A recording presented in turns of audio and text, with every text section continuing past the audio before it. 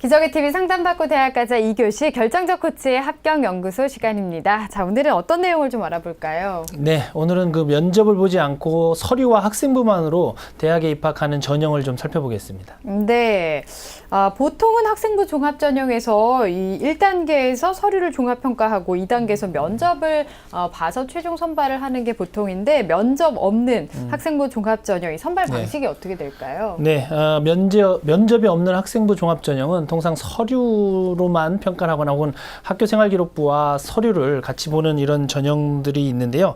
면접이라는 큰 변수가 없이 오로지 서류나 학교생활기록부만 보기 때문에 충분히 면접에 약하거나 서류상으로 뛰어난데 특별히 면접에 대해서 좀 불안감을 가지고 있는 학생들에게는 유용한 그 선발 방식이니까 잘 알아둘 필요가 있습니다. 네, 아무래도 좀 면접에 대한 부담을 좀 줄일 수 있을 것 같은데요. 면접 없는 학생부 종합전형 있는 그 단계별 전형을 실시하는 대학은 어디가 있을까요? 네, 우선 성신여대 학교생활 우수자 전형이 있는데요. 이 전형으로 341명을 선발하고요. 또 지역균형 선발 전형으로 약 100명의 신입생을 면접 없이 선발을 하고 있습니다. 두 전형 모두 1단계에서 선발 인원의 3배수를 뽑고요. 학생부 종합평가로 가려낸 후에 2단계에서 학생부와 자기소개서를 심층 종합평가해서 최종 합격생을 가리는 방식이고요.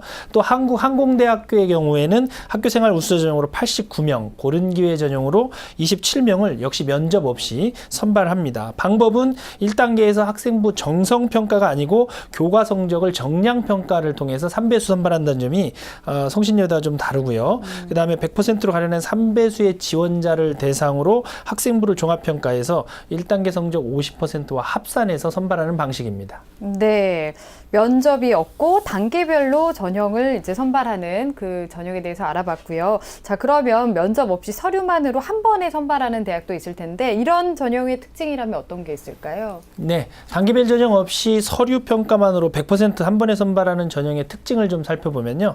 학생부와 자기소개서 또 교사 추천서 등으로 각 서류의 정성적 평가가 이루어져서 교과 성적이 조금 약한 친구들 같은 경우는 서류를 통해서 목표 대학에 대한 열정과 준비 정도 등을 호소해서 이 부분을 평가받아서 입학하는 방식입니다. 네, 자, 그러면 면접 없이 이렇게 서류 평가만으로 한 번에 선발하는 대학들 어디가 있을까요? 네, 우선 단국대학교 DKU 인재 전형인데요. 이 전형에서는 서류 100%로 학생을 선발하고요. 총 334명의 신입생을 선발하는데요.